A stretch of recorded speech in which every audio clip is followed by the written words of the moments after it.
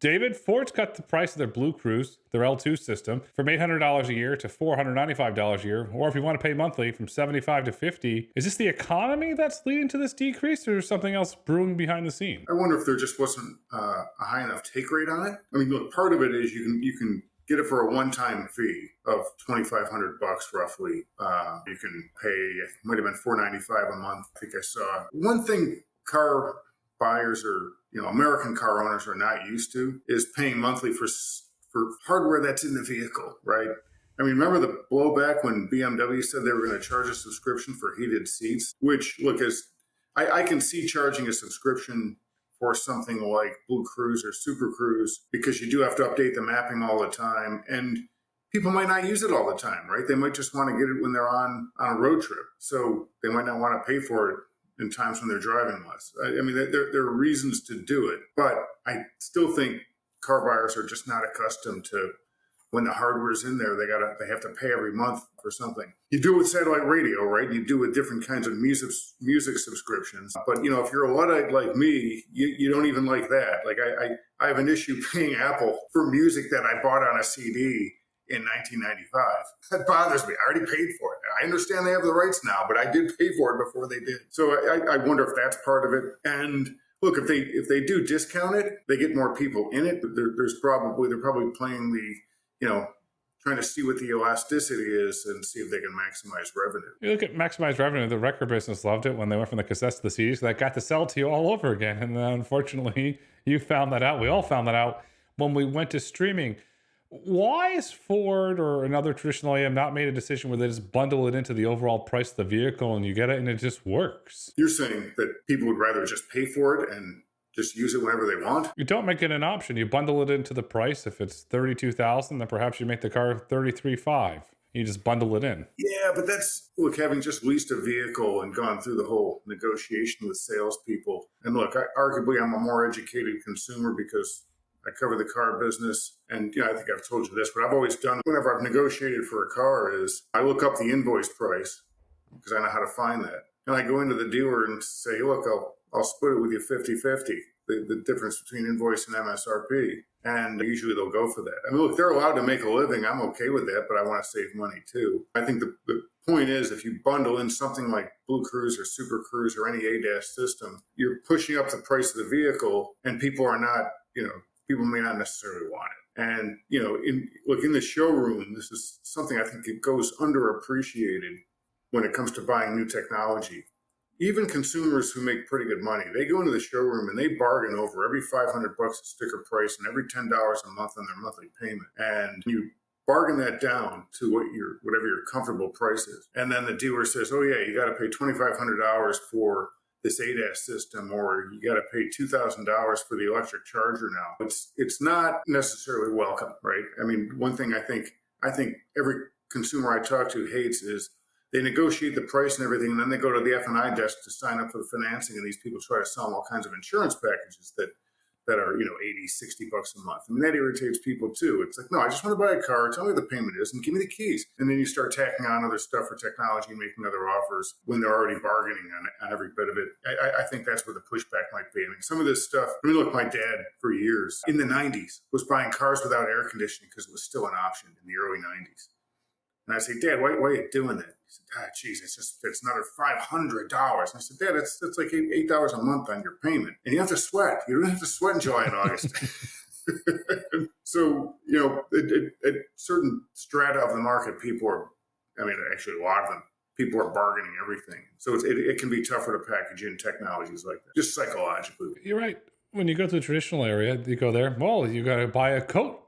A protection, you buy this protection, and you say no, and they give you a dirty look. But when you buy a Tesla, I went through buying a Tesla experience. Great, go in the app. This is what you're going to get, and you go up to the car. There's a photo of you and Elon. You hop in, you drive away. Best experience ever. When does consumer fatigue set in around subscriptions? We're seeing some data around streaming video services. We're seeing data around music services, and everything is a service, and fatigue setting in. When does that come to the car business? Where okay, I'm already paying you $300-$400 a month. I don't want to pay you additional $40-$50 a month. When does fatigue set in? Look, I think we saw it the minute they tried with the heated seat example. And, look, people do this to a degree and don't really know it right now. Like you do pay I love satellite radio, and I was one of the like really early.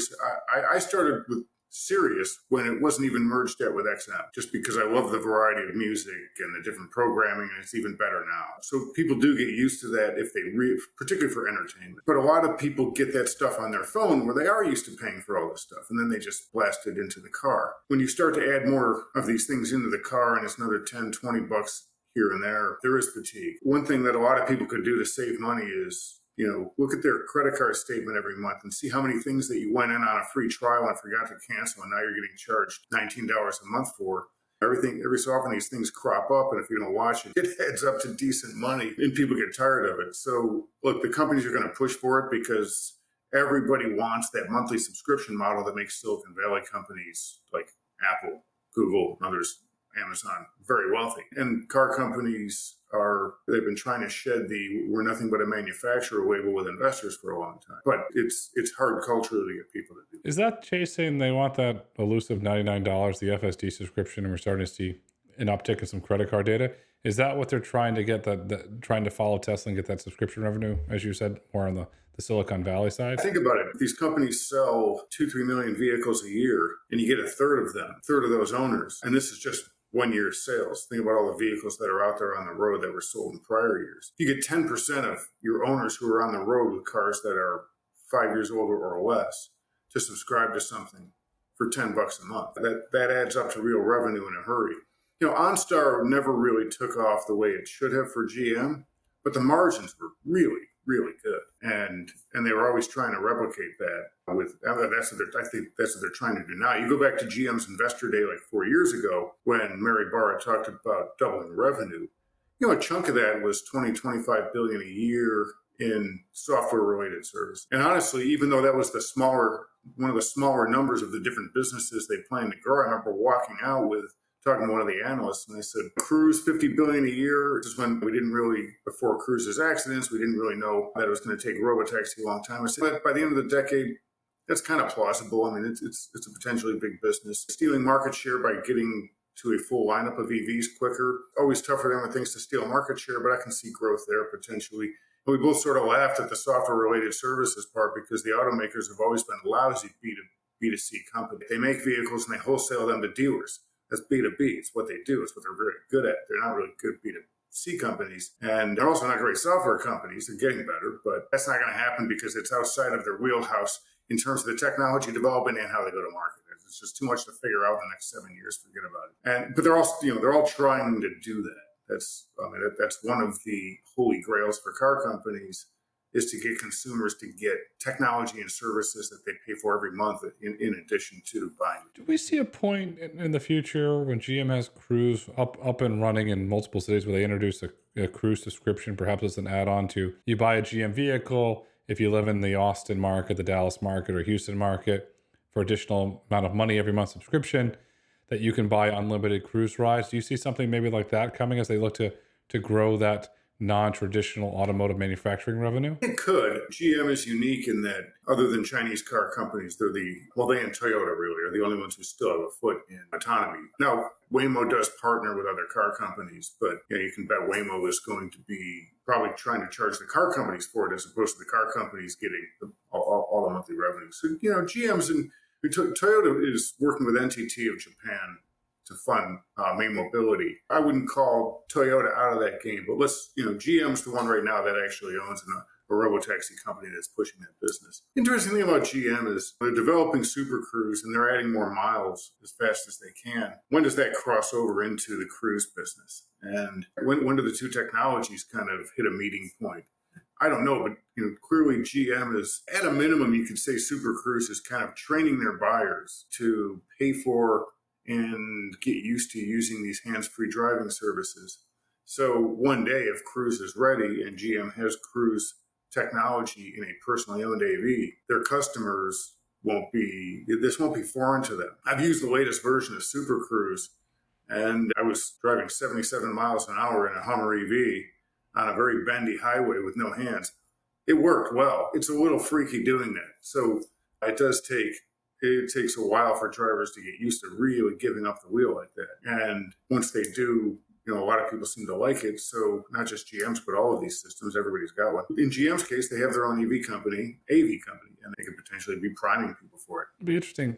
What did you think of the driver monitoring in the Hummer? Was it pretty accurate? If you weren't paying attention to the road, it would alert you? It really was. And I was trying to game it to see if I could get away with not driving very long with my eyes off the road, and you really couldn't. What I was able to do was kind of hold my phone up and do some text messaging hands-free, and my eyes were still kind of looking forward at the highway, sort of like, this sort of thing, and able to stay. But even then, I still kind of had my eyes on the road to a degree. But it's very, very good at that. I think I got the red warning light to come on a couple of times, trying to test how close they were watching what I was watching. My Tesla with the driver monitoring it, I can't even touch my phone, and immediately the red comes around the screen. It's pretty accurate there. Because I had this whole theory, if you look at how autonomy is evolving, I've been very vocal around personally owned autonomy vehicles are coming. I think the biggest competitors are going to be Tesla against GM, because GM has the manufacturing, they have the cruise tech, and then Tesla has their manufacturing and they have their FSD tech. There's a recent report that came out actually yesterday saying that at Robotaxi Day, Tesla is going to introduce an FSD supervised with safety drivers robotaxi service. If that happens, does that put them more in direct competition with Cruise, since Cruise is going to probably first start with safety drivers, and I believe it's going to be Houston, Dallas, one of the Texas markets? Yeah, definitely. We'll see what Tesla does and how quickly they get there. And, as we know, they miss their targets a lot. But look, that's what they want to do, right? They'd be a challenger for Waymo as well, in the sense that what I think Waymo wants to do is all of these companies that either don't have an AV program because they never got into it or have abandoned it, Ford and Volkswagen. Waymo wants to probably license their technology to them at some point. Tesla is a challenger to anybody in the business. I'm not sure that they're making a huge business out of people basically Airbnb-ing their car, their self-driving Tesla, if that's really the ticket for this thing. But we'll see. But if they can get the technology to work, yeah, they're challenging Tesla, they're challenging Waymo, they're challenging Wave if Wave gets cars going in the U.S. And look, there's a lot of skepticism around Tesla being able to do this, and rightfully so, because we haven't seen them testing on public roads. But Alan Owensman and I at Arts 23 got in a debate about this on stage. Alan brought up the fact that Elon Musk has been talking about self-driving cars for 7 years or something, at least I haven't seen one. Totally legit. At the same time, they've clearly been working on developing these with autopilot, full self-driving, and their ability to attract talent at Tesla. They're a company that does disappoint, but they also have a great ability to surprise and delight, so I just would never count it. When I drive 12.5.4, it works. It's not L4 yet. It's getting close, and it's going to get there. You bring up Ford. Let's go back in the Wayback Machine, pre-Waymo, when they had the Google self-driving car project. Mark Fields was CEO of Ford at that time, very famously.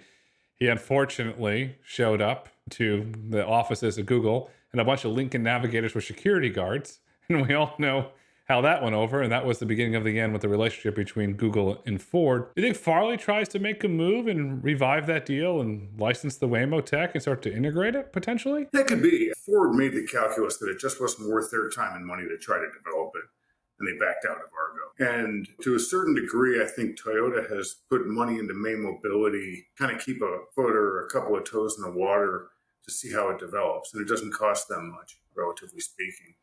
I mean, they've got a lot of cash. And so Ford isn't doing anything in the fully self-driving arena. So they've got to be watching what Waymo's doing and, keeping an eye out for the point where it makes sense for them to license it or cut some kind of deal.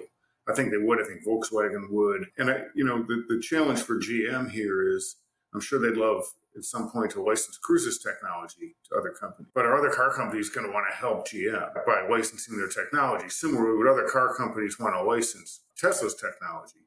Probably not. Everybody's already helped Tesla enough by buying their clean air credits under California or US or European regulatory schemes. They want to help a competitor? Probably not. Whereas with Waymo, they're a tech company.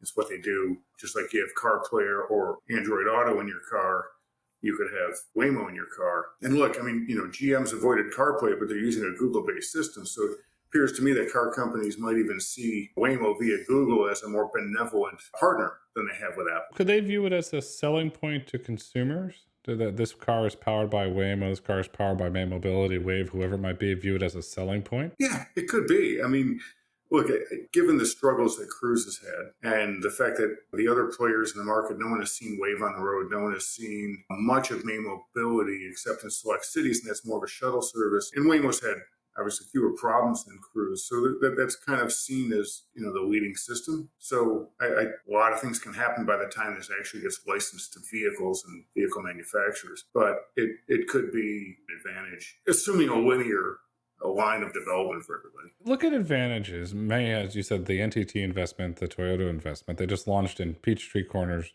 Georgia, in a master plan community shuttle service again. All the tea leaves seem to be pointing to Japan for May Mobility, especially from the government regulatory environment, the investor environment, the age-in-place policies in Japan.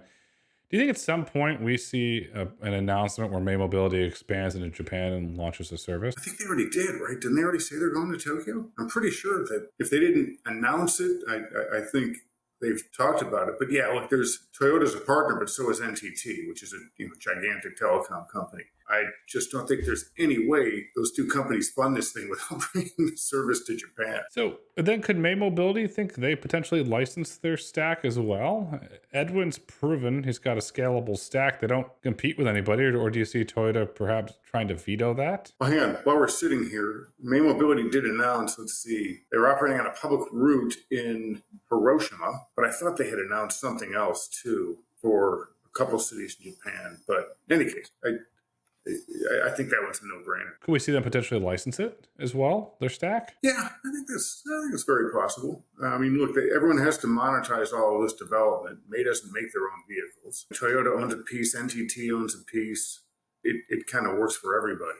I think that's why you do it. And May Mobility's business model right now of operating in cities to reduce congestion and pick up routes that public transit doesn't find profitable, that's not really a threat to any of the car companies. So I think their technology has to change a bit. I mean, they're kind of going the same way that, we've talked about Gatik, as a freight company doing set routes. May Mobility is sort of in the same vein as that, where they have set routes. I think the last time I talked to Edwin when they launched their service in Detroit over the summer is it might have been 40 square miles of the city, set routes, but none of the stopping points were more than a 5-minute walk from another point. So that's the most you're walking to get to let's call it a May Mobility station. That works for a lot of people without having to go. It's not a true robotaxi. It's more like a autonomous shuttle service. They have the ability to scale their stack to go into a full robotaxi business. The question is, do they want to go there? Do they want to continue to get these deals? Well, it's also data, right? Edwin would explain this obviously way better than I will, but when you're focused on only stopping at a certain street corner, you need very intense data and constantly updated data for that location and for the routes between your locations. You don't need to map every nook, cranny, square block, square foot, crack in the sidewalk of the city. And so it is less data, and that's the mapping of data and the constant programming and updating to deal with every square foot of a city is tough. And so Gatik's got the same thing, right? They're running routes between a distribution center and a store. If you're only letting the truck go 2 or 3 potential routes, it's a lot less data than if you're telling the truck to go any which way the traffic says to go. It's scalable. I think long term you're going to have to be able to move into a larger operating domain just because where the market's going. On the traditional auto side, you have Android Auto and you have Apple CarPlay. Do we get similar in autonomous driving where there's 3 or 4 autonomous driving software, Windows, the Apple, the Linux? Does that evolve at some point? And who do you see potentially being those winners? I think Microsoft's a player there, right? The Azure Cloud, Cruise uses that. I think there's a pretty tight relationship between GM and Microsoft. It's a tough one. I mean, NVIDIA's involved because they're there on the chip side. I mean, I think it's a lot of the big usual suspects. I don't think there are that many players with the technology and capability to really be the 1 or 2 master software, cloud, or chip providers for that. Because I could be wrong about that, but that there aren't that many players who I think can really do what they need to do. How about from an autonomous driving stack? So you have the Cruise stack, you have the Wave stack, the Waymo stack. Do you see that kind of becoming commoditized and in license, or do you see every company doing their own? Because I just don't see enough investment dollars. I was just on Wall Street on Monday meeting with investors, and they're looking for consolidation. They don't want to fund 20 different autonomous driving stacks. They want to fund the core ones that are going to win and then figure out what's going to be built on top of that. I don't think they are, right? I mean, haven't we already seen a huge shakeout? So look, so for robotaxi in the U.S., you've got Wave is here. They got funded. Well, it's a British company, but they're new to the scene and they're getting funded. Cruise, Waymo, May Mobility. Who else is there who has designs on the U.S. and in the robotaxi side? And then on freight, it's also, a handful. And even within shipping and trucking, Gaddic's looking at middle mile, and the others are mostly Aurora, and others are looking at highway interstate trucking. So those are all different businesses, and there aren't that many of them. I understand what whoever you were talking to on Wall Street about not wanting to fund 20 different AV companies. Problem solved. They're all dead, except for the ones we just mentioned. We had an announcement today. The company came out south, AVRide. They cut a deal with Uber. They're going to launch passenger service in Dallas, where you covered sports. No, do you think you covered? Or you played sports in Dallas way back in the day. We covered business. And they're going to launch, and that came out of, it was the former head of the self-driving car project for Yandex, the Russian Google. That's going to be interesting to see where that goes. If you look at it, Uber's cutting deals with everybody. That is. The Yandex thing is interesting, right? It looks like they've tried to kind of split it out, change the name, but the connected car rules coming down from Commerce, if that technology is Russia-based, can they still do business here, even if it's been spun out and Americanized in some way? If there's, if the Commerce Department thinks there's any way that the vehicle location data can get back to Russia, they're done. Do you think the Commerce ruling is going to have teeth? Because as we're 38 days, 39 days away from a presidential election, I think they will. I mean, it's pretty clear, right? If it's connected vehicle technology, if it's smart radios, any of this stuff that even could be intercepted, they don't want Chinese or Russian or any hostile foreign entity supplying that software and able to get that information. So I think it will have teeth without question. And look, to me, it's more about protectionism. There's definitely a strong element of national security here, but every new car these days is connected. So if the Chinese wanted to use their cost advantage, pay the high tariffs and come here anyways, that's a barrier. We'll see how it works out. We don't know, but I mean, I think as written, if the Chinese wanted to sell a vehicle here, they'd have to make it here or make it in Mexico. And then they would have to use an American, Canadian, or European company's technology, connected technology, to make it happen. and then some elected official get in the middle of that and try and put an end to, if you want to call it, the loopholes there. From an economic standpoint, do you see China retaliating? Obviously, we saw the announcement telling local technology companies not to buy NVIDIA chips, but do you see any sort of economic retaliation by China? Yeah, I think we're going to see nothing but that. I mean, look, there's been so much tension and so many new things floated and new tariffs and pressure on American and European companies doing business in China, including peer pressure on Chinese consumers not to buy their cars in some cases, that I think that clearly happened to Hyundai and is happening to some others. I'm surprised there's any trade between these countries. There's still a lot of trade between the U.S. and China. But yeah, I mean, it's just happening more and more all the time. And everybody's walling off technology from each other and trying to keep the businesses at home. The world is becoming more siloed than it has in a long time. And I don't see that ending unless there's different leadership in Beijing that comes to a different kind of understanding with whoever's going to win the election.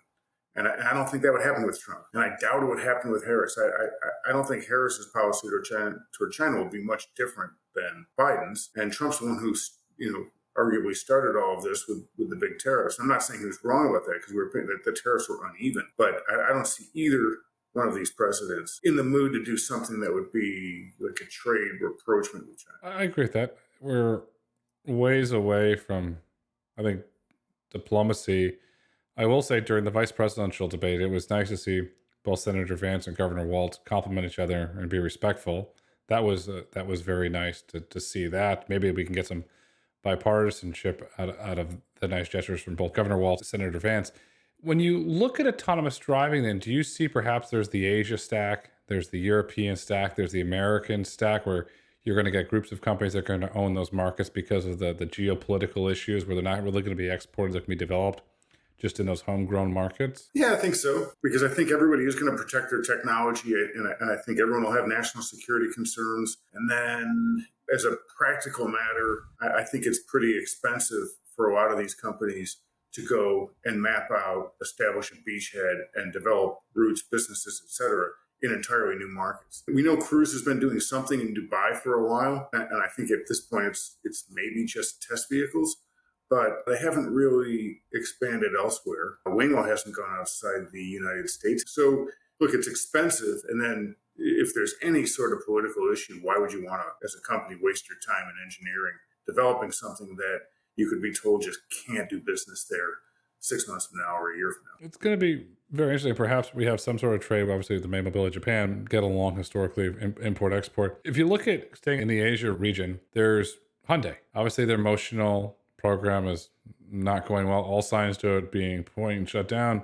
Where do you see Hyundai going in autonomy? Yeah, it's interesting. I could see them partnering up. They could partner up with anybody, right? Like they just announced that MOU for product development with General Motors. They were pretty specific. It was about vehicle development. It was about EV development and even traditional powertrains.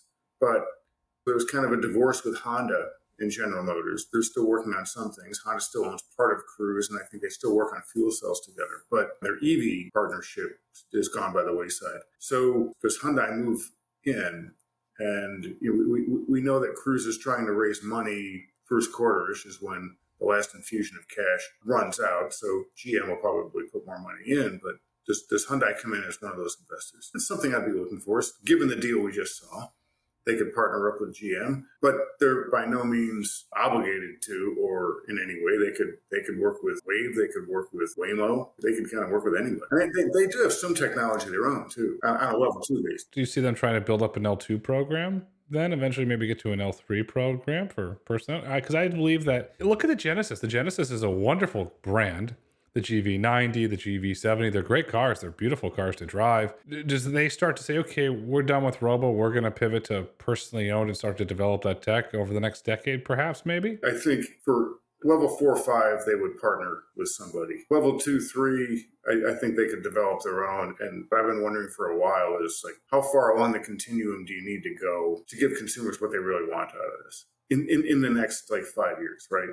And is that just like a very, very strong, well-developed ADAS program? And we're kind of seeing more and more that that's where it is, because it's taking longer to develop the 4 or 5 stuff. So if you look at where Cruise and Waymo both are, they're in a handful of cities, and they're not running a lot of cars.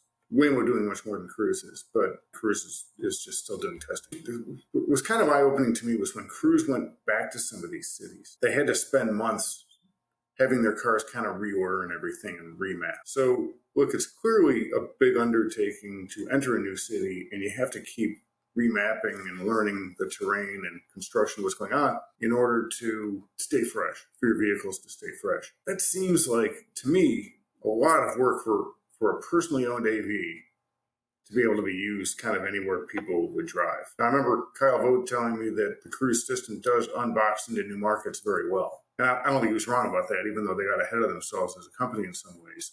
So this isn't like a million years, but it seems to me like developing a true level 4 system that's usable in many cities is like, that's going to take a long time. Whereas like level 2, we see that today. Or do we see a global OEM take an FSD approach where they just release it into the wild and let it grow? I think Tesla would do that, and they are. And look, if you talk to NHTSA about this, there's actually not a permitting process for a vehicle that has steering wheel, brakes, accelerator pedals. There is, but they're not, they haven't come up with final regulations for this. I mean, that's kind of been kicked around for a long time now. What I think happens is you can put that car out there on the road, obeying state laws, and if there's a problem, NHTSA will just ground you. I don't think the conventional car companies will take that kind of risk. Tesla has, and they've been fighting for a long time over deaths from autopilot. There's no, I mean, look how quickly GM had one incident last October and they shut the whole fleet down nation. Tesla much more willing to fight. I don't think the regular companies, the established companies will do. Could Rivian potentially follow their lead? One of the investors I met with this week was telling me Rivian's program, in this investor's words, were getting impressive after we met with RJ and Normal and went through the whole thing. So their autonomous driving programs moving along. Could Rivian perhaps do that? They could. I haven't seen their program or their vehicles. I haven't experienced the technology. So it's tough to say without being in it. I mean, look, I think you and I have both been in Zoox's vehicles, and we still don't know where they are and what they're doing. And you don't see their cars on the road outside of San Francisco. And a lot of speculation on what's going on there. So even Tesla, until we've seen a true level 4 system on the road, it's tough to say what they're going to show us next week and how long that's going to take to get to market. And given their history of getting to market way more slowly with anything than they tell us, it's predicting that thrown at a dartboard. And Rivian, we know even less about. Like, Tesla does have FSD vehicles out there, and they had autopilot vehicles out there for a long time. You mentioned Zoox. We do not know a lot about Zoox. It's a black box. I tweeted Andy Jassy, please share some light. If you listen to the earnings call, Mr. Jassy doesn't make any mentions. Zoox announced yesterday a partnership with the Golden Knights in Vegas, their hockey team, where they're going to partner on launching service next year. Zoox continues this very vague approach, and they obviously delayed their Vegas launch. Supposed to be this year. It's next year. I'm to the point now, does Zoox ever launch a service in the toaster? It just seems like there's this delay after delay after delay. The toaster, I don't know. Now, I'll throw a question back at you, and this will help with the answer. Does the toaster, I'm pretty sure it doesn't, but it's been a long time since I've seen the vehicle. If it has pedals and a steering wheel, they might be able to use that, launch it fairly soon. If not, I doubt it. And here's why. Talking to General Motors, since they canceled the Origin, which was their toaster, the biggest problem was NHTSA just wasn't ready to sign off on a vehicle that didn't have any kind of human controls. And that's not to say NHTSA wasn't going to do it. It was a process that was taking a long time. And GM didn't want to keep spending money developing this thing with time uncertain as to when they could actually put it on the road. So now I have a second theory on why toasters get delayed. And this is just David says, which is, I've talked about this, the whole 4 to 6 passenger toaster thing, it is good for families and that sort of thing, sure. But that's not how most people use robotaxis. And you look at Uber and Lyft, very, very small percentage of their paid rides were shared. I don't think anybody wants shared, particularly post-COVID, but I don't think they ever really did in the first place. The savings isn't that much. So, how many of these big toasters do you need to carry that many people? I think a regular configuration of vehicle actually works, and I think that's what everybody's finding. That doesn't mean that we won't see toasters at some point, but I think for business reasons, people stopped investing in it. And as long as there's no human backup system on it, it's just going to take time for NHTSA to green light that. At least that's what GM found. Your theory is right. I fully agree with that. Zoox has an RFQ in the market right now for operators to operate the Zoox service. Interesting thing, because I got my hands on it, they're for the Toyota Highlanders. So what you're describing with the Zoox toaster, the documents I've seen for the Highlanders all lines up. You're right about the sharing of the same money. I was at LaGuardia on Monday. Take the shared one with a $5 savings with 4 stops. No, thank you. $5. I'm going on my own. I was just curious, and I looked at it. If Zoox does not launch with the toaster because the NHTSA issues and all the various other technical issues that I've been hearing about, how does the company differentiate itself? Because I'd rather ride in a Jaguar I-Pace personally than ride in a Toyota Highlander. Or does it just become commoditized? There's potentially room for, let's call it, 4th or 5th robotaxi player in there, potentially.